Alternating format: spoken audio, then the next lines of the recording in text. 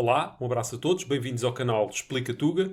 Isto hoje vai ser longo porque temos pela frente a resolução do Exame Nacional de Física e Química A, ano de 2021, época especial. Peço-vos que façam uma leitura cuidadosa do enunciado antes de assistirem à resolução de cada uma das questões. E deixo já aqui um apelo para que façam a subscrição do canal e deixem um like no vídeo. Vamos então começar a trabalhar porque já se faz tarde. Questão 1.1. É-nos apresentada a fórmula de estrutura da molécula tanto do ácido cítrico em cima como do ácido tartárico. Vamos só relembrar aqui cada um dos grupos. Temos o grupo hidroxilo, que é este aqui, e que nos aparece 1, 2, 3 vezes nesta molécula, e aqui aparece-nos 1, 2, 3 e 4. E por fim, o grupo carbonilo, que faz uma ligação dupla com o átomo de oxigênio. Temos então 1, 2, 3 grupos carbonilo em cima e em baixo temos apenas 2. Sendo assim, não restam dúvidas, nas moléculas de ácido cítrico e de ácido tartárico existem respectivamente 3 e 2 grupos funcionais carbonilo, ou seja, os vermelhos. Resposta D. Só aqui complementar a informação, este é o grupo hidroxilo e este é o grupo carbonilo.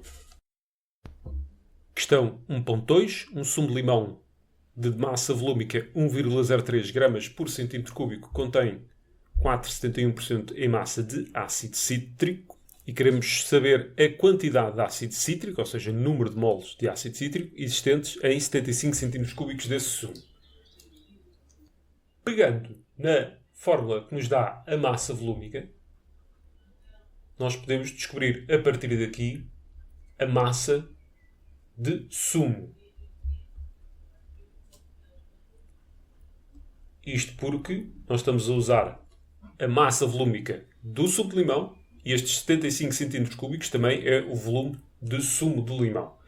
Podemos multiplicá-los diretamente um pelo outro porque aqui temos centímetros cúbicos e aqui também.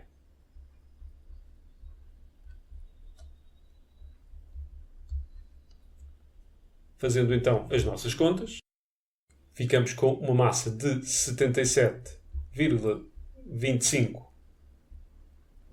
gramas. Estou a usar um algarismo significativo a mais do que relativamente aos dados que nos foram fornecidos, que é uma prática comum. E aquilo que eu sei agora é que 4,71% desta massa corresponde à massa de ácido cítrico. Podemos fazer isto de várias maneiras e uma delas será massa de ácido cítrico será igual então aos 77,25 vezes 0,0471. Quem tiver mais dificuldades em lidar com as percentagens desta forma, não há problema nenhum. 100% corresponde a 77,25.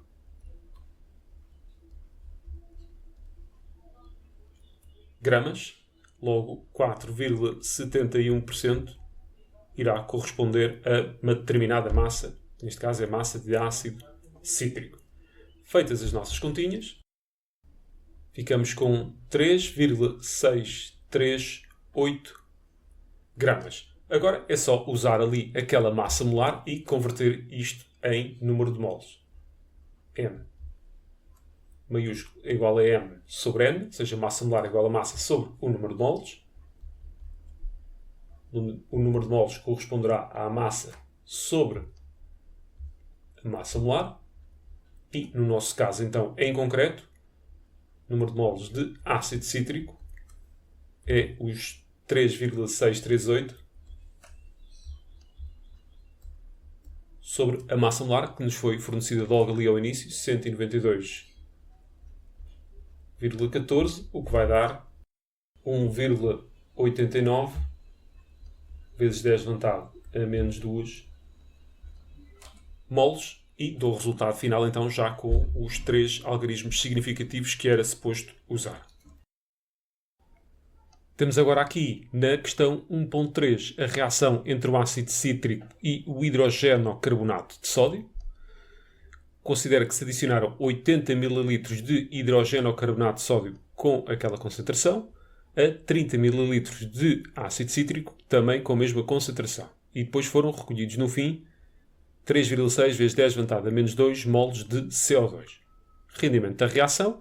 Bem, para já precisamos descobrir o reagente limitante. Para isso temos que saber o número de moles de ácido cítrico e o número de moles de hidrogenocarbonato de sódio. Bem, nós sabemos que concentração corresponde ao número de moles sobre o volume. Então, o número de moles será igual a CV. Então, em concreto, para o hidrogenocarbonato de sódio, vou chamá-lo assim, nós temos que a sua concentração é 0,50 e o seu volume é de 80 ml, tem de estar em litros ou decímetros cúbicos, mesma coisa. E aqui vamos ficar com 0,040 moles. Para o caso do nosso ácido cítrico, a concentração eles dizem que é a mesma. No entanto, o volume é menor, é apenas de 30 ml, o que faz com que tenhamos apenas 0,015 moles. Aquilo que nós sabemos é que para uma reação completa em que ambos os reagentes se vão esgotar, temos então uma mol de ácido cítrico irá reagir de forma completa com 3 moles de hidrogênio carbonato de sódio.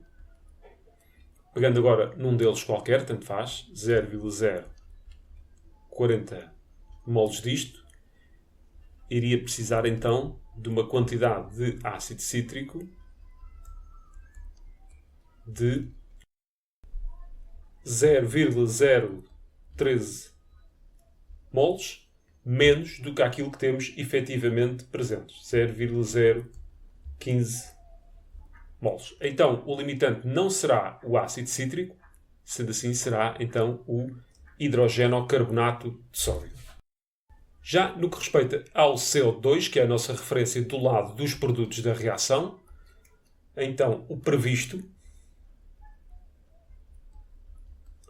dado que a reação é de 3 para 3, não vale a pena estar a fazer aqui a proporção, então o número de moles de CO2 deveria ser igual então ao número de moles do reagente limitante, que é o hidrogenocarbonato de sódio, que tem uma quantidade de 0,040.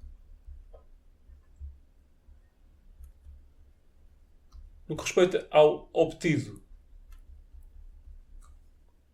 isso é dado, 3,6 vezes 10 levantado a menos 2.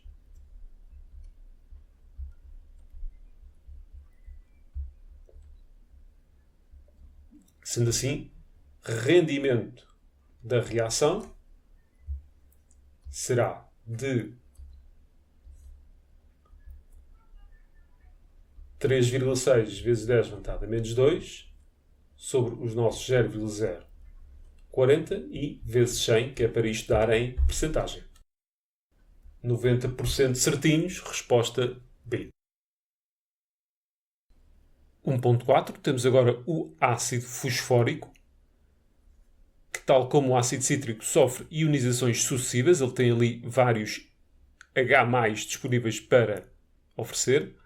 Considera uma solução aquosa de ácido fosfórico e uma solução aquosa de ácido cítrico com a mesma concentração, à mesma temperatura. A constante de acidez definida para a primeira ionização do ácido fosfórico é cerca de 10 vezes superior à também da primeira ionização do ácido cítrico. Conclua fundamentando em qual das soluções será maior a concentração de OH-, considerando apenas a contribuição da primeira ionização daqueles ácidos em água. Então, nós sabemos que a constante de acidez do ácido fosfórico é superior. Neste caso, 10 vezes superior. Então, o Ka do ácido fosfórico é superior ao Ka do ácido cítrico. Sendo assim, podemos tirar aqui a conclusão que o ácido fosfórico é mais forte. Um ácido que seja mais forte vai originar uma concentração superior de H3O+.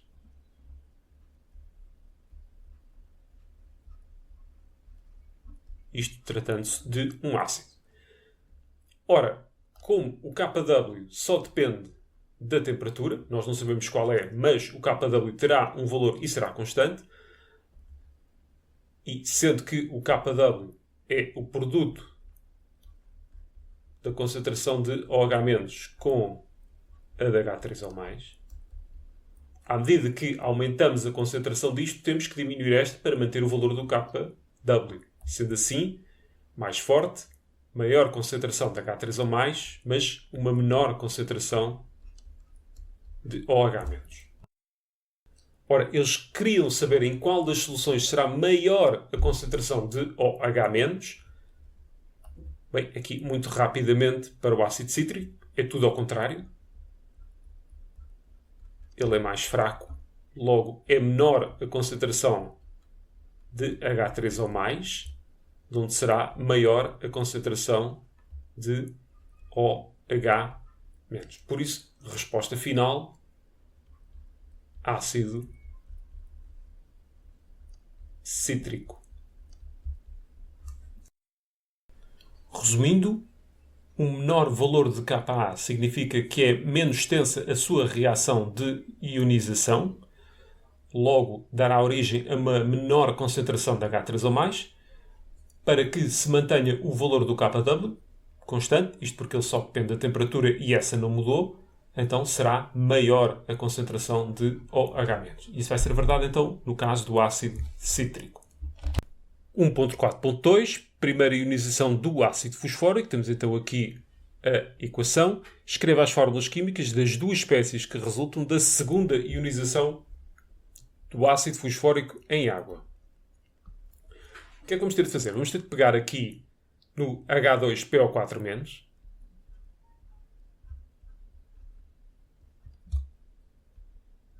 e pô-lo a reagir com água. Ele vai dar mais um daqueles prótons à água. E vamos ficar então aqui com as duas espécies que eles falavam, que é o HPO4 2-. Ele perdeu, neste caso, uma carga positiva. Mais, tal como o ácido que é, dá origem ao H3O+, em solução aquosa.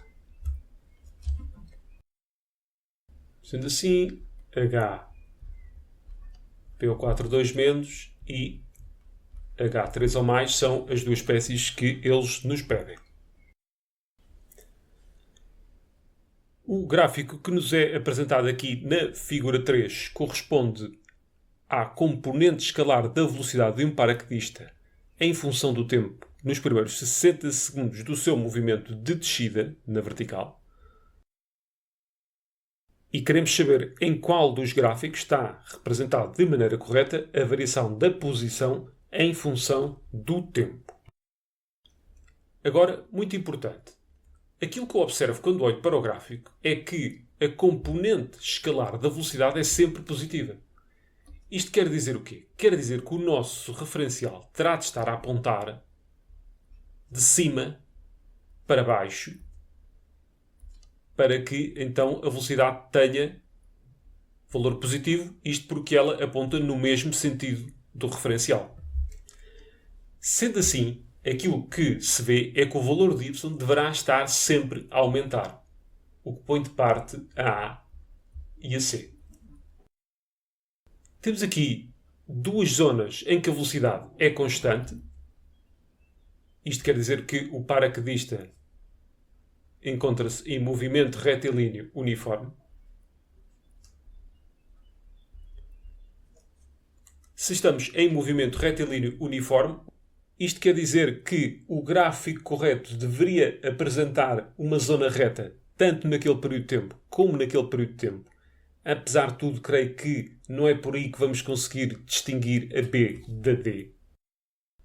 Agora, a melhor maneira que eu vejo para escolhermos entre a B e a D é pensarmos no seguinte.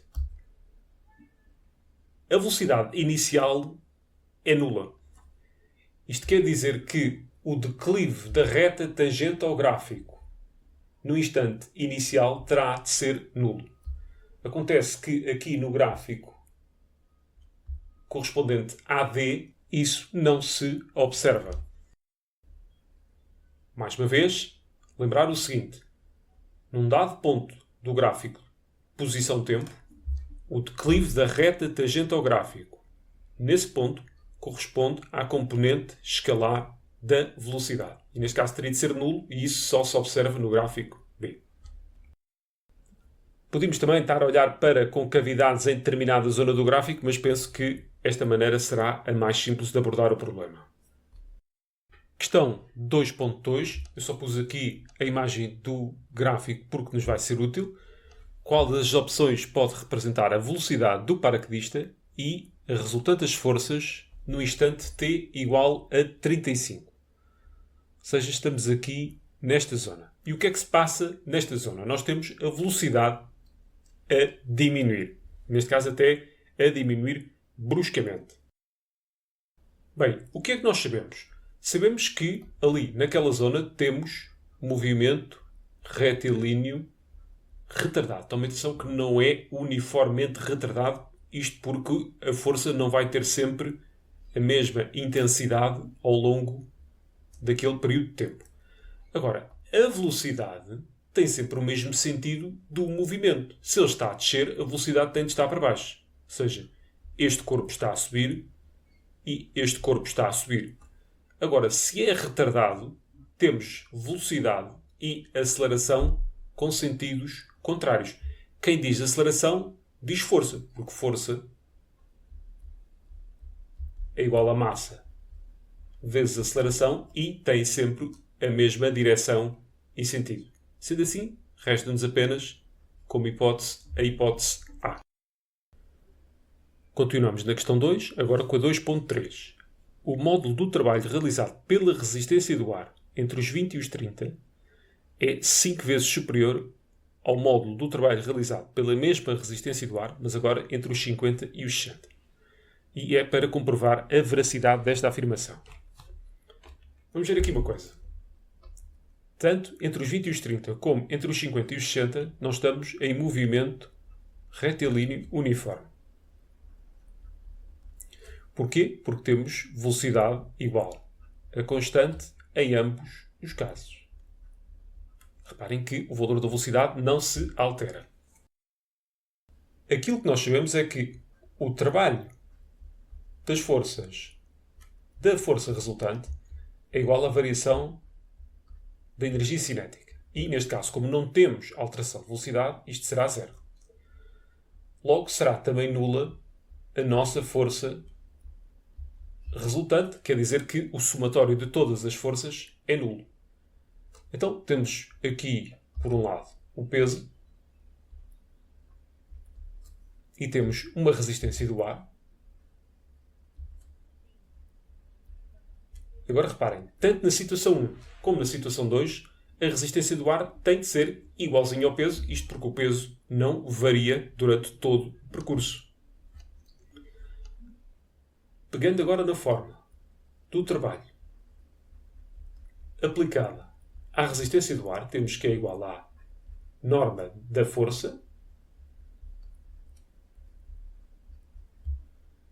vezes a distância vezes o cosseno do ângulo. Então, tanto na situação 1 como na situação 2, a resistência do ar vai ter de igualar o peso. Se o peso não varia, quer dizer que isto terá de ser constante. o quociente de alfa terá de ser menos 1. Isto porquê? Porque o ângulo que a resistência do ar faz com a direção do movimento, com o sinal ali a preto, é sempre de 180 graus. E o quociente de 180 é menos 1. Então, para que o trabalho na situação 1 seja 5 vezes maior do que na situação 2, a única coisa que pode mexer é a distância.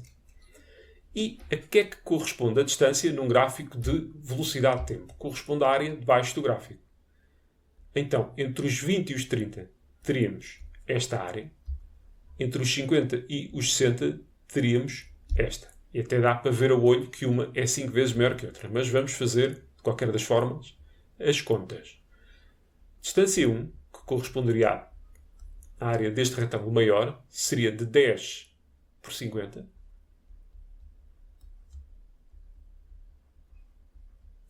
$500 metros, isto está tudo em sistema internacional. A distância 2, que corresponderia à área 2, do retângulo mais pequenino, é um retângulo de 10 por 10,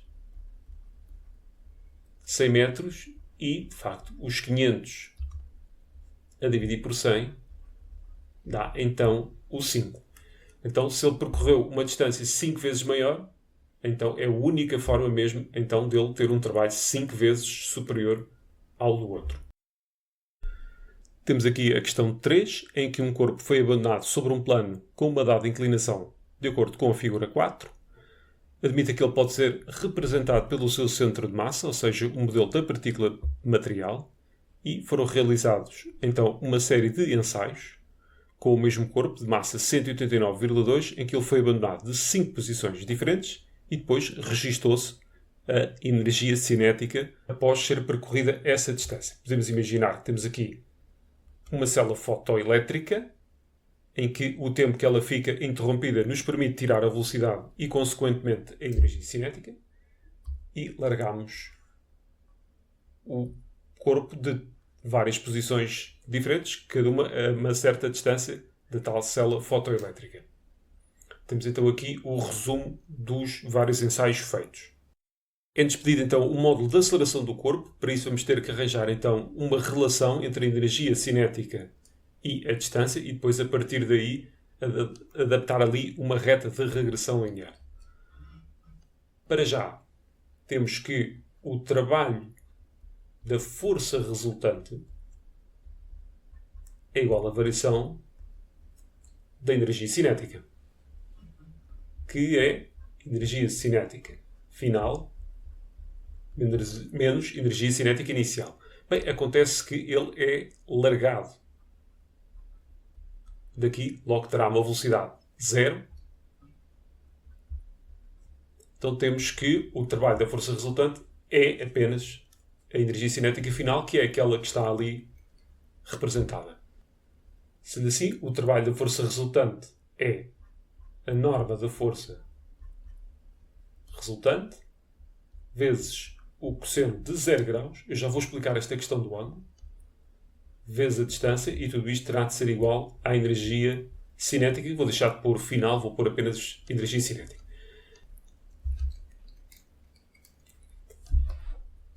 Então, porquê que a força resultante faz sempre um ângulo de 0 graus com a normal? Vamos pôr aqui uma das forças que está a ser aplicada no corpo, que é o peso.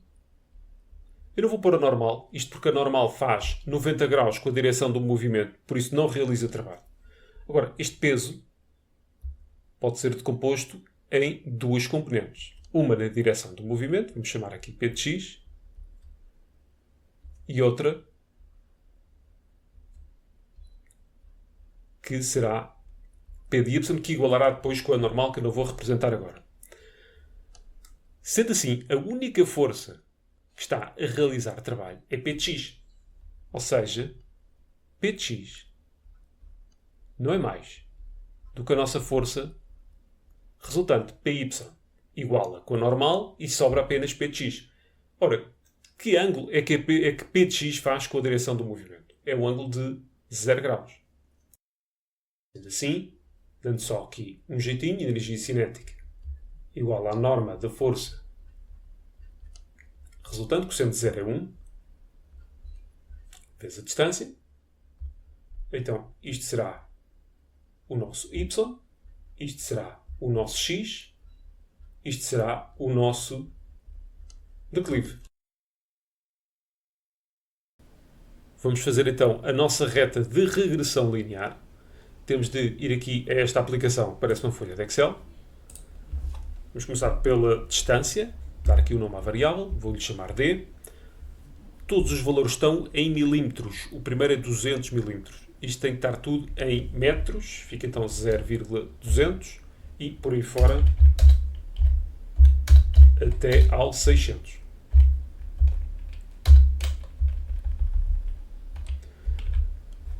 Tomem atenção que a energia cinética está toda em milijoule. Como não me apetece estar a fazer vezes 10 levantado a menos 3 para todos, podemos optar por fazer o seguinte. Vou chamar aqui energia cinética 1 e vou pôr os valores conforme são apresentados na tabela. 33, 51,3, 67,7, 84 e 102. Por fim, basta vir aqui e escolher uma célula vazia. Aliás, antes disso, isto está em milijoule. Precisamos de pôr em joule. Então aqui carrego no igual e vamos dizer que é a energia cinética em 1 sobre 1000. Ou seja, estes valores já estão todos em joule. Parece que é mais prático assim desta forma. Agora sim, há pouco já estava com pressa, vamos a uma célula vazia, menu, estatística, cálculos estatísticos, mx mais b, a variável x é a d, a y é a energia cinética, não a energia cinética 1. Ele vai copiar para F1. A partir daqui já podíamos acabar o problema. Confirmem só se o r quadrado dá um valor muito próximo de 1, senão é porque há ali algum erro. Mas eu quero ver a nossa reta. Então carregamos aqui na tecla ON para ir ao menu principal. Vamos aqui a este gráfico, não podemos ir a rascunho. Ele fica logo ali em F2, por isso vamos carregar na tecla para cima, na seta para cima, F1. E já estamos a ver a reta de regressão linear. Passo seguinte, inserir os pontos, menu, introdução e edição de gráficos, dispersão. Ficamos então com isto. Então no X vamos aqui à tecla variáveis e escolhemos distância. Ao Y vamos à tecla variáveis e escolhemos energia cinética. Já estão ali os pontos, mas estão um pouco apertados. Menu, janela zoom, zoom dados e cá temos então a reta e os pontos. Vou só então copiar e está feito. Cá temos então a nossa reta de regressão linear e a respectiva equação. Vou então reescrever aquilo com as variáveis que temos. Energia cinética, fala-se lá em cima para usar 3 algarismos significativos, por isso fica 0,171x. Não é x, neste caso é distância. Menos, isto ficará então 6,80 vezes 10 elevado a menos 4. Da segunda lei de Newton, nós sabemos que força é igual a massa vezes a aceleração, onde a aceleração será quociente entre a força e a massa. No nosso caso particular, será 0,171 sobre a massa, que era 189,2 gramas. Isto tem de estar em sistema internacional, logo em quilogramas. E ficamos com o valor de 0,904 metros por segundo quadrado. Questão 3.2. A situação é a mesma do que a anterior. Na ausência de forças dissipativas, a expressão permite calcular a inclinação do plano. Pegando na segunda lei de Newton, força resultante é igual à massa vezes a aceleração. Agora é só uma questão de fazermos um balanço de forças aqui ao nosso corpo. Temos, por um lado, o peso e a outra força que está a ser aplicada no corpo é a normal. Não havendo forças dissipativas, são apenas estas duas que irão dar origem à força resultante. Para se perceber melhor, dá jeito de compor o peso nas suas duas componentes. P de x e P de y, que deveria estar do mesmo tamanho da normal se isto estivesse minimamente bem feito. Então, a única força que realiza trabalho é P de x, logo, a nossa força resultante é o P de x. O nosso problema passou a ser agora um problema de trigonometria, incluí ali um bocadinho do P de x porque estava demasiado comprido. Vou fechar agora os nossos dois triângulos retângulos, este e aquele pequenino ali. Isto porque nós vamos precisar de representar P de x em função de P. Agora reparem que este ângulo bate certo com aquele. Aquele ângulo é de 90 graus e este é de 90 graus. Então, por consequência, o alfa terá de bater certo com este. Olhando para o nosso triângulo retângulo, o P de x será então o cateto oposto e o P, o peso, será a hipotenusa. Quem relaciona estas duas grandezas será o seno. Igual a cateto oposto sobre a hipotenusa, que é o peso. Sendo assim, quer dizer que podemos então escrever P de x como sendo peso vezes o seno de alfa. Retomando aquela equação que ali está escrito a azul, vamos ficar com P seno de alfa igual a massa vezes a aceleração. O peso, massa vezes a aceleração gravítica, vezes seno de alfa igual a massa vezes a aceleração. Vou então cortar as massas, resolvendo isto em ordem a seno de alfa. Ficamos com a aceleração sobre a aceleração da gravidade, resposta correta, resposta C. Agora, uma coisa que é importante é saberem decompor então ali, num plano inclinado, o peso nas suas duas componentes, em que o P de y é igual à normal e sobra-nos P de x como força resultante, e depois também localizar ali, naquele triângulo retângulo, o ângulo que o plano inclinado faz com a horizontal, que está ali em baixo, e o ângulo que o plano inclinado faz com a vertical encontra-se ali em cima. Questão 4. Temos uma onda transversal e sinusoidal que se propaga num lago, onde se encontra uma boia de sinalização. Temos aqui a figura 5, onde temos uma porção da superfície de água do lago representada no plano x ou y. Então, qual dos gráficos seguintes pode representar a componente escalar da posição da boia de sinalização segundo o eixo do y em função do tempo, considerando ti o instante inicial? Lembrar que aqui também é dito que a onda se propaga no sentido positivo do eixo do x. A melhor maneira de visualizar isto é a seguinte: se a onda está da esquerda para a direita, então podemos imaginar que a onda está estática e quem anda é a boia, neste caso da direita para a esquerda. E aquilo que vai acontecer à boia, que ela parte daquela posição ali, e se põe de parte logo o C e o D, porque ela parte ali no zero. Depois o que vai acontecer é que ela vai descer e depois subir. Aqui, em sentido contrário, temos então de ver o gráfico em que ela desce e depois sobe, que é o gráfico referente à opção A. Pergunta 5. Muitos satélites movimentam-se em órbitas aproximadamente circulares e estão equipados com painéis fotovoltaicos que produzem a energia necessária ao seu funcionamento. Um satélite geoestacionário possui painéis fotovoltaicos com uma área total de 6 metros quadrados. Tem tudo bem. Considero que a irradiância solar média é de 1,25 kW por metro quadrado, o que é muito relativamente àquela que temos à superfície da Terra, e que ao fim de uma órbita, a energia elétrica produzida pelos painéis é de 22 kWh. E temos de calcular então o rendimento médio dos painéis fotovoltaicos. Nós temos aqui irradiância, que é potência por unidade de área. Logo, a partir daqui, podemos calcular a potência fornecida ao painel, se quisermos. Então, essa potência será a irradiância, que é de 1,25 kW. Podemos trabalhar em kilowatts, não há mal nenhum.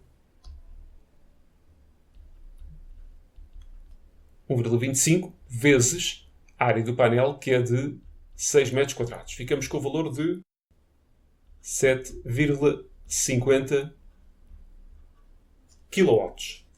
Se quisermos converter potência em energia, lembrar que potência é energia sobre o intervalo de tempo, então, para termos energia, vamos ter de multiplicar a potência pelo intervalo de tempo.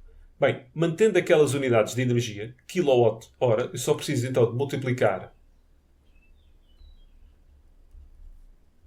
a potência em kW pelo intervalo de tempo em horas. Agora, que intervalo de tempo é este? Estes 22 kWh referem-se à energia produzida pelos painéis durante uma órbita, ao fim de uma órbita.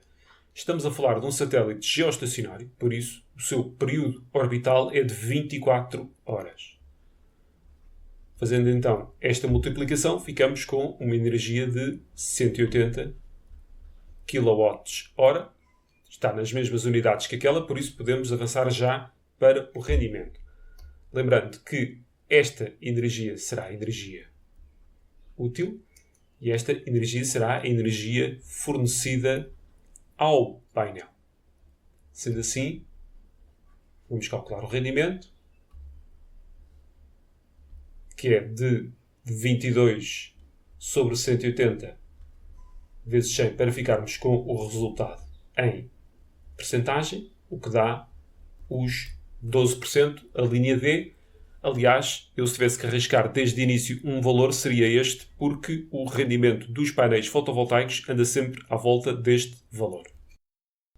Na linha 5.2 temos dois satélites, A e B, que se movem em torno da Terra. Se o raio da órbita de A for 4 vezes maior do que a de B, então a velocidade de A será quanto? Ora, para compararmos isto, vocês não podem usar esta forma. Isto porquê? Porque vocês, para compararem velocidade com o raio orbital, vocês têm que ter a certeza que isto que fica de fora também se mantém constante. Isso não vai ser assim. Ou seja, satélites com diferentes órbitas têm diferentes períodos também orbitais, logo a velocidade angular não vai ser a mesma. Vocês têm de partir daqui, força gravítica é igual à força centrípeta.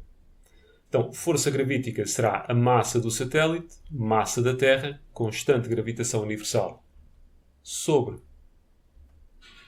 o quadrado da distância. Este R é o raio orbital, é do centro da Terra ao centro de massa do satélite. Deste lado temos massa e, agora sim, vamos usar de forma para a aceleração centrípeta de V ao quadrado sobre R, para que apareça daqui a velocidade que andamos à procura. Então, V ao quadrado sobre R.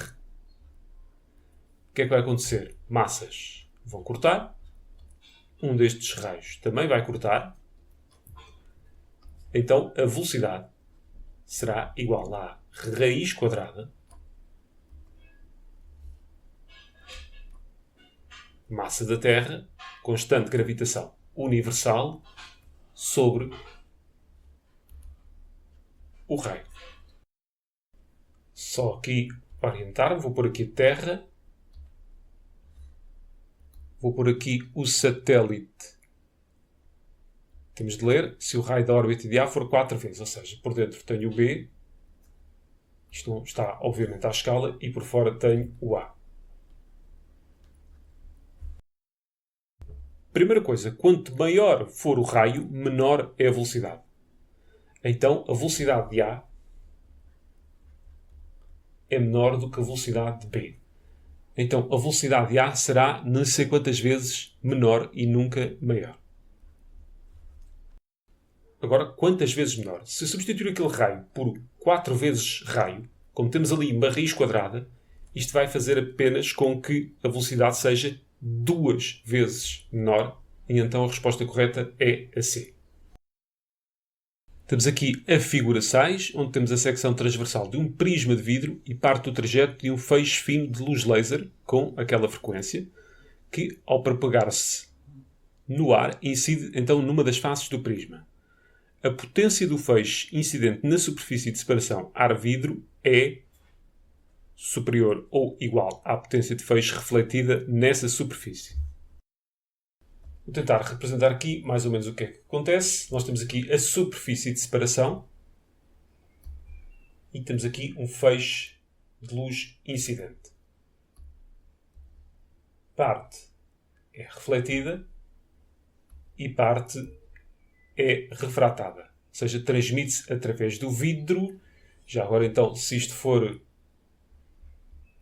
ar e isto for vidro, então vai aproximar-se da normal e faria qualquer coisa deste género.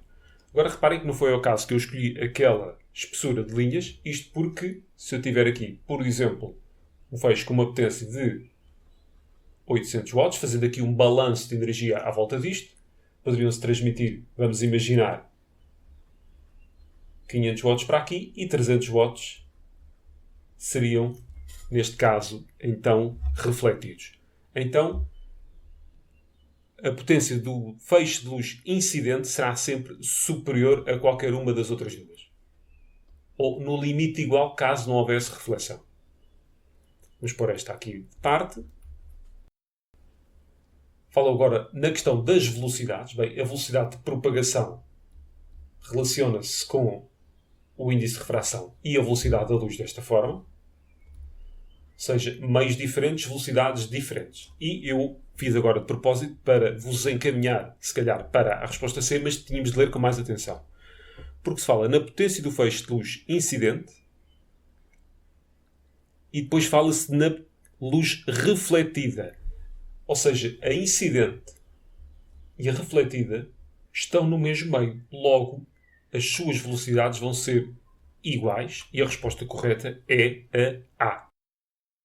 A seguir pedem-nos para determinar o comprimento de onda da luz laser no vidro. Bem, para chegarmos ao comprimento de onda, lembrar aqui uma coisa. Velocidade será sempre uma distância sobre o intervalo de tempo. Em particular, poderá ser o comprimento de onda sobre o período. Sendo o período e a frequência inversos um do outro, então podemos chegar aqui a esta expressão. Velocidade é igual a comprimento de onda vezes frequência. Só que eu, para ter velocidade, tal como eu disse há pouco, eu vou precisar, por um lado, do valor da velocidade da luz, que está tabelado, e do índice de refração do vidro. Bem, se nada nos for dito, o índice de refração do ar é 1. Agora o resto eu tenho que tirar da lei de Snell-Descartes. Nós temos ali o feixe que incide na superfície de separação vidro-ar. Agora não está ali representada a normal, que terá de fazer 90 graus ali. Agora reparem, se olharmos para este triângulo retângulo que eu tenho aqui, então aqui temos 30 graus, ali será 90, logo este ângulo que eu vou pôr aqui a azul será de 60. Então, se olharmos agora para este mais pequenino, tenho ali o ângulo de 90, um de 60, logo este que eu vou pôr aqui a verde, e que será o nosso alfa incidente, é de 30 graus. O que será igual a este, que também será de 30 graus. Então, o ângulo de refração será um de 53 graus, que é o ângulo que este feixe faz com a normal que eu assinalei ali a vermelho. Lei de Snell-Descartes, seno de 30 graus vezes n do vidro é igual a seno de 153 graus vezes o índice de refração do ar. Então, o índice de refração do vidro será seno de 53 graus sobre seno de 30 graus e ficamos com um índice de refração de 1,597. A partir daqui vou tirar a velocidade, que é a velocidade da luz, que se encontra tabelada, sobre o índice de refração. Chegamos a um valor de 1,878 vezes 10 à oitava metro por segundo. E agora, pegando aqui nesta expressão, aqui de cima, ou aqui, se quiserem, velocidade igual a comprimento de onda vezes a frequência, então o comprimento de onda será igual à velocidade sobre aquela frequência que nos é dada, 4,74 vezes 10 elevado a 14, e finalmente temos um valor de lambda de 3,96 vezes 10 elevado a menos 7 metros. Isto estava tudo em sistema internacional. Nesta questão, temos aqui na figura 7 um circuito elétrico que tem os seguintes componentes. Uma pilha com força eletromotriz de 9 volts e resistência interna de 1,5 volt, ou seja, uma pilha não ideal, um amperímetro e um interruptor. Qual a diferença de potencial elétrico entre P e Q quando o interruptor está aberto? Lembrar a curva característica da pilha. Aqui resistência interna, aqui intensidade de corrente. Bem, acontece que se aquele interruptor estiver aberto, não vamos ter corrente elétrica em nenhuma zona do circuito. Sendo assim, a intensidade de corrente é nula e, consequentemente, então, a diferença de potencial é igual à força eletromotriz, ou seja, 9 volts. Agora, note-se que a diferença de potencial que nos pedem é entre P e Q, e não propriamente nos terminais da bateria. No entanto, estando o ponto P diretamente ligado à bateria, o seu potencial é 9, e, não passando então corrente elétrica em mais nenhum ponto do circuito, qualquer um dos outros pontos terá potencial nulo. Logo, a diferença de potencial será sempre 9. Temos então aqui o mesmo circuito de há pouco, agora com o interruptor fechado. O amperímetro que está ali colocado registra 0,25 amperes. Determine a potência total dissipada nos 3 componentes puramente resistivos. Para já, notar aqui uma coisa. Nós temos aqui o circuito principal, que aqui divide-se em 2 ramificações e depois voltam a unir-se. Ou seja, R2 e R3 estão em paralelo e R1 estará então em série com as outras duas. Sendo assim, a corrente elétrica que passa em R1 divide-se de forma igual pela parte do circuito que passa em R2 e pela parte do circuito que passa em R3. Agora, este amperímetro está colocado apenas numa dessas zonas do circuito. Por isso, se eu pusesse um amperímetro, por exemplo, ali em P, ou seja, a corrente elétrica no ponto P, seria 2 vezes 0,25 amperes. Agora, pegando novamente na curva característica da nossa pilha, vamos poder calcular U. Seja, U é igual a 9 volts menos resistência interna 1,5 vezes 0,50. Ou seja, um total de 8,25 volts. Agora basta pegarem por aqui. P é igual a UI. Isto é a potência dissipada em todo o circuito, porque eu vou usar a diferença de potencial ali nos terminais da pilha. Ficamos então com 8,25 vezes a intensidade de corrente, que é de 0,50, ou seja, uma potência total dissipada de 4,1 watts.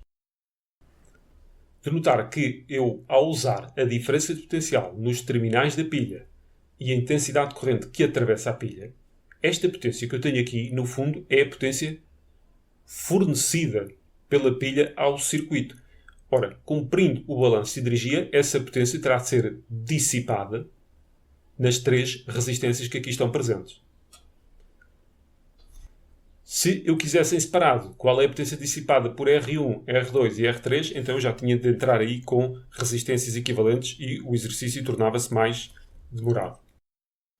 Considera o átomo de carbono e o átomo de oxigênio no estado fundamental e vamos ter de comparar a energia dos eletrões de valência mais energéticos do átomo de carbono com o do átomo de oxigênio, explicando então o nosso raciocínio.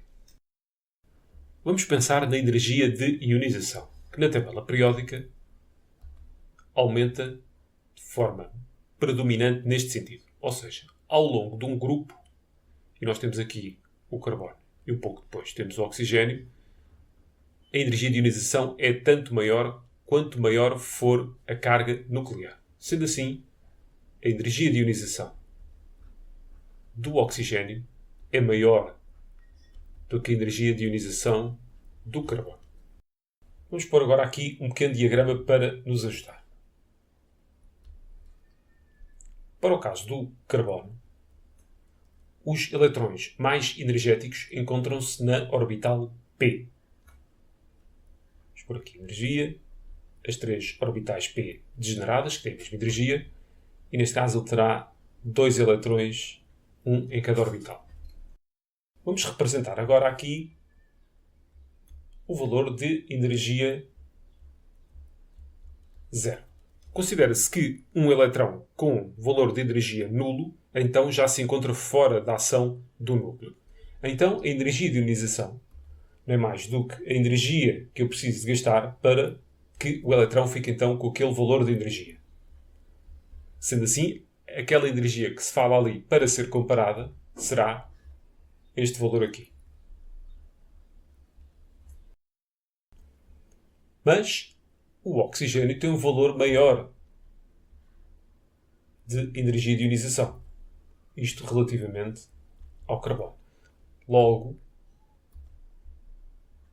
aquela energia será mais baixa. Nós temos aqui, mais uma vez, as 3 orbitais P. Desta vez temos 4 eletrões nas P. Isto tudo para o oxigênio. Então, comparando a energia dos eletrões de valência mais energéticos do carbono, então eles são maiores, esse valor de energia é maior do que relativamente então aos eletrões de valência mais energéticos do átomo de oxigênio. Em boa verdade, a energia de ionização obedece a alguns pressupostos. Será a energia necessária para remover um daqueles eletrões mais energéticos do átomo isolado em fase gasosa, formando um cateão.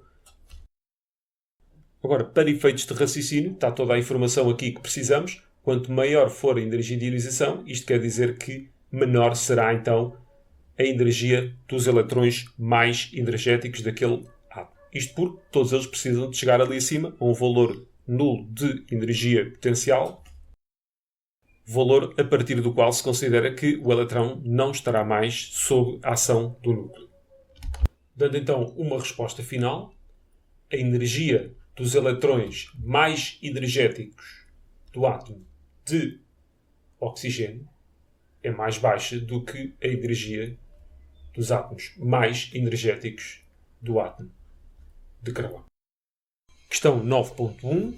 O metano é um componente constituído por átomos de hidrogênio e de carbono, no nosso CH4. No espectro de emissão do átomo de hidrogênio, as energias dos fotões correspondentes às transições de menor energia para os níveis n igual a 2 e n igual a 3 tomam aquele valor. Sendo assim, pode concluir-se que a diferença de energia entre os dois níveis será de quanto? Então tenho de pôr aqui n igual a 2, n igual a 3, n igual a 4. Isto não devia estar igualmente espaçado, mas para efeitos de raciocínio serve perfeitamente. Então, emissão, ou seja, temos o eletrão a descer de nível e a emitir um fotão. E nós queremos as transições de menor energia para n igual a 2. Então, é esta. E é tal que tem o valor de 3 vezes 10 elevado a menos 19. a transição de menor energia para n igual a 3 terá de ser esta aqui. E nós estamos a falar de diferenças de energia. Vou só pôr aqui os valores. Esta transição, que é de N4 para N3, é de 1,1 vezes 10 elevado a menos 19. E esta será a de 3,0 vezes 10 elevado a menos 19. Por isso é que eu estava a dizer que não deveriam ter o mesmo espaçamento. Já tenho aqui uma cruz, isto porque a diferença entre N3 e N2 terá de ser de 3 vezes 10 elevado a menos 19. De forma parecida, de N4 para N3 deveria ser 1,1 vezes 10 elevado a menos 19. Agora, de 3 para 1 eu não posso concluir nada. Eu não tenho aqui qualquer referência para N igual a 1. Por isso, por exclusão de partes, será esta, mas vamos confirmar o valor. Ou seja, este 4,1 terá de ser a soma daquelas duas. E dá para ver bem. 1,1 vezes 10 elevado a menos 19 dará, então, o valor correspondente à linha C. Só por aqui a energia crescente, de baixo para cima, para nos orientarmos. Isto só para vermos aqui uma questão. Ora, um eletrão, quando desce de nível, isso envolve uma transição energética negativa. Ou seja, do ponto de vista do eletrão, ele perde energia. É por isso que estes valores são positivos, porque eles são do ponto de vista da energia do fóton. Agora, para este exercício em concreto, não há problema nenhum em trabalharmos em módulo. Só mais um detalhe relativamente a este exercício, para darmos isto como concluído. A opção D foi excluída, porque nós não tínhamos qualquer tipo de informação relativamente a n igual a 1. Agora, essa diferença de energia seria sempre maior do que 6 vezes 10 elevado a menos 19. Isto porque, de 3 para 1, temos que ter noção de que estes degraus vão ficando cada vez maiores. Por isso, a diferença de energia entre 2 e 1 seria superior a 3. Temos aqui a equação química que traduz a combustão do metano. Sabemos que a energia libertada na combustão de 50 gramas de metano é de 2500 kJ. Isto vai nos permitir calcular a variação de entalpia desta reação. Eles pedem-nos para calcularmos a energia média de dissociação da molécula de O2 e para isso temos aqui em nossa ajuda a energia média de ligação para algumas das ligações. Nós sabemos que esta informação nos vai permitir calcular a variação da entalpia da reação, mas para já precisamos de converter aqueles 50 gramas em quantidade de matéria. Ora, massa molar é igual a massa sobre a quantidade de matéria. E para o caso então do metano, a quantidade de metano será aqueles 50 gramas sobre a sua massa molar, ou seja, 12,01, massa atómica relativa do carbono, mais 4 vezes a do hidrogênio. E ficamos com o valor de 3,115 moles. Basta-nos agora uma regra 3 simples. Nós sabemos que se libertam 2500 kJ de energia por cada 50 gramas de metano, ou, como quem diz, 3,115 moles. Qual será então a energia libertada? Apenas para uma mol. E ficamos com um valor de energia de 802,6 kJ, o que irá então corresponder a uma variação de entalpia. Tome atenção que a energia libertada será negativa, de 802,6 kJ por cada mol. Que outra forma temos de chegar à entalpia de reação? É através das energias de ligação. Nós temos aqui moléculas de metano. Temos aqui moléculas de oxigênio. Temos moléculas de dióxido de carbono e, por fim, temos também moléculas de água. Então, para chegarmos à variação de entalpia, vamos ter de imaginarmos-nos a fazer o seguinte. Vamos fornecer energia para quebrar todas as ligações dos reagentes. Estamos a falar da quebra de 4 ligações CH. Como estamos a fornecer energia, estes valores são positivos. E agora temos 2 moléculas de oxigênio, por isso vamos ter de quebrar 2 ligações oxigênio-oxigênio. Quando se formam os produtos da reação, temos libertação de energia. Logo, vamos pôr aqui em negativo. Temos então 2 ligações CO. Então, vamos pôr aqui 2 vezes o valor da energia média de ligação CO, dupla. Quanto à água, cada molécula de água tem 2 ligações OH, mas temos um coeficiente estequiométrico de 2, por isso, na prática, temos 4 ligações OH. Nós temos tudo à exceção da energia de ligação OO, que é exatamente isso que nos pedem.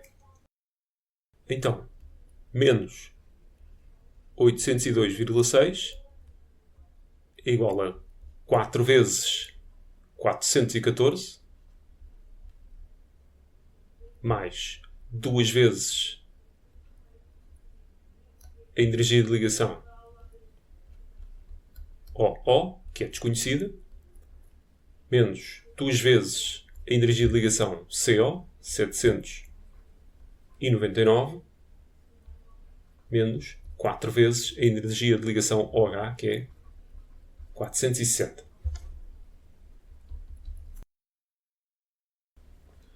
Ficamos então com 979,4 é igual a 2 vezes a energia de ligação OO, dupla.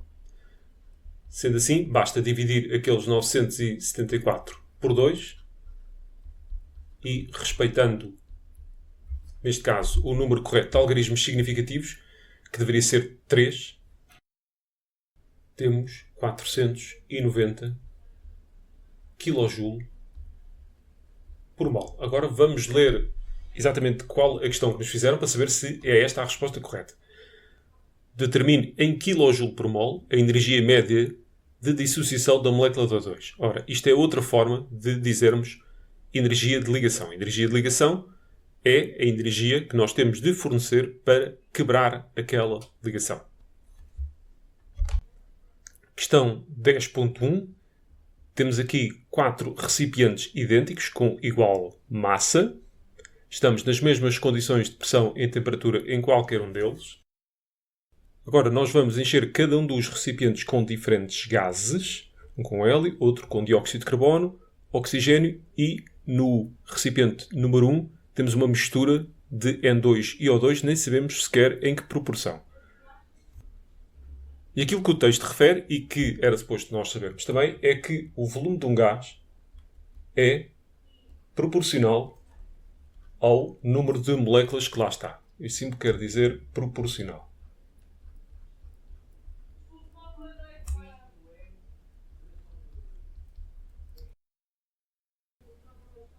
Como todos os recipientes têm o mesmo volume, vamos admitir então que temos, por exemplo, 1 mol em cada um deles. No recipiente 4, nem sequer estamos a falar de uma molécula, estamos a falar de átomos de hélio isolados, por isso teremos lá 1 mol de átomos. No recipiente 3, 1 mol de moléculas de CO2 resulta em 3 mols de átomos, porque cada molécula é constituída por 3. No caso do 2, ficamos com 2 mols de átomos. Cada molécula tem 2 átomos de oxigênio. No recipiente número 1, nós não conhecemos a proporção entre N2 e O2.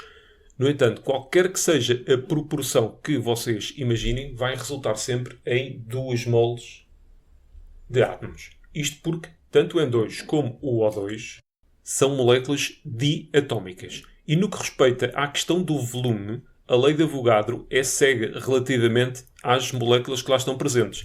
No limite, até poderia ser uma molécula de cada gás diferente que resultaria sempre no mesmo volume. Sendo assim, a resposta correta é a A. Imaginem-se no recipiente 1 a substituírem todas as moléculas de O2 lá existentes por moléculas de N2. Ora, o número de moléculas vai ser mantido, por isso o volume não se altera. Por outro lado, como estamos a substituir moléculas diatómicas por outras moléculas diatómicas, também não vamos alterar o número de átomos. Por isso, estar ali N2 mais O2 ou apenas N2 é completamente indiferente para este exercício. 10.2 é a mesma situação que a 10.1. A lei de Avogadro diz-nos que o volume de um gás é proporcional ao número de moléculas dentro do recipiente. E neste caso, como tem todos o mesmo volume, vamos imaginar um cenário em que temos uma mole de moléculas. Bem, neste caso não é de moléculas, é de átomos de hélio. Agora, para comparar as massas, nós sabemos que a massa molar é igual à massa sobre a quantidade de matéria. Como estamos a admitir uma quantidade de matéria de 1 mol, vamos ficar com a massa molar igual à massa. Por isso, aquele que tiver maior massa molar será o recipiente com maior massa. Agora, nós temos de ordenar as massas molares de cada um deles e seria tudo muito fácil, mas temos aqui um terreno mais pantanoso por causa do recipiente 1. Então, eu vou só começar por ordenar 1 e 2.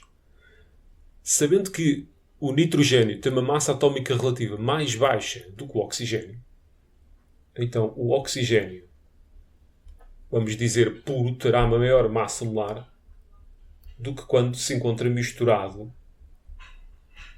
com N2, independentemente da proporção. Basta que esteja lá uma molécula de N2 para que a massa molar fique mais baixa. Bem, sendo assim, vamos conseguir ordenar tudo. O CO2 será aquele que tem maior massa molar. Tem ali aquele carbono, segue-se o O2. Nós já tiramos a conclusão que este será maior do que a massa daquele da mistura, do recipiente 1. E por fim temos a massa molar mais baixa, que é do hélio. Vou só pôr aqui o número dos recipientes para me orientar. 4. Este é o 1. 2 e por fim este é o 3. Acabei por pôr as massas molares em ordem decrescente, agora tenho que virar ao contrário, por causa que aqui está tudo por ordem crescente, mas facilmente se conclui que é 1, 2, 3. Questão 11.1. Os metais podem sofrer corrosão, isso não é grande novidade, em canalizações que contenham chumbo e, infelizmente, ainda há bem pouco tempo, em Lisboa tínhamos canalizações de chumbo, pode, a partir de cloreto de chumbo, formar-se um óxido de chumbo de fórmula PbO2. Nesta transformação, qual a variação do número de oxidação do chumbo? Então, nós vamos partir de cloreto de chumbo. Bem, o cloro está no penúltimo grupo da tabela periódica, forma íons mononegativos, logo o seu número de oxidação será menos 1. Então, X mais 2 vezes menos 1 igual a 0. Sendo assim, vamos ficar com X igual a 2. Já o óxido de chumbo.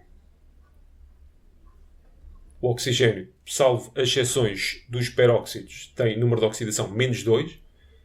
Isto fica X mais 2 vezes, estamos a falar ali de 2 átomos, igual a 0, e vamos ficar com X igual a 4. Bem, pensando então na variação do número de oxidação,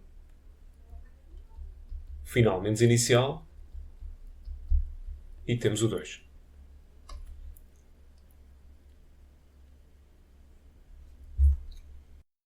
Já agora, o cloreto de chumbo é um composto iónico, por isso, se nós conhecêssemos logo diretamente a carga do íon chumbo, podíamos responder diretamente à questão. Neste caso, conhecendo nós a carga do íon cloro, podemos apurar a do chumbo com um raciocínio idêntico àquele que fazemos para moléculas. Já o óxido de chumbo, bem, pelos vistos, nem é carne nem é peixe, não é bem uma ligação iónica, não é bem uma ligação covalente, mas o oxigênio, salvo o caso dos peróxidos, tem carga menos 2 e podemos aí apurar o número de oxidação do chumbo. Questão 11.2. Uma placa de cobre e outra de zinco foram mergulhadas numa solução contendo chumbo e verificou-se que, passado algum tempo, apenas a de zinco sofreu corrosão. Vamos ver aqui o que é que está a acontecer. Temos aqui um recipiente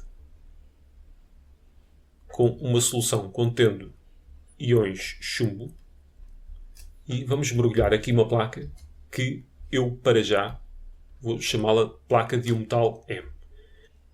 Agora, partam sempre do princípio que houve reação. Se houve reação, então aquele metal oxidou-se.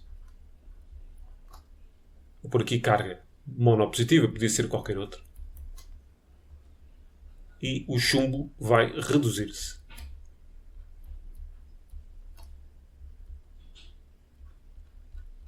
Sendo assim, se o chumbo se reduz, então será este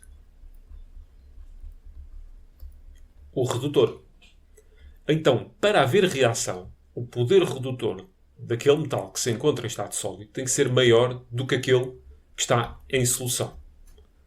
Sendo assim, como só houve reação com o zinco, o poder redutor do zinco é superior ao do chumbo, mas o do chumbo é superior ao do cobre. Por isso, só entre o zinco e o chumbo é que houve reação. Agora, respondendo à questão, o poder redutor do chumbo é inferior ao do cobre? Não. O poder redutor do zinco é inferior ao do chumbo? Não. O poder oxidante, temos de pensar agora ao contrário,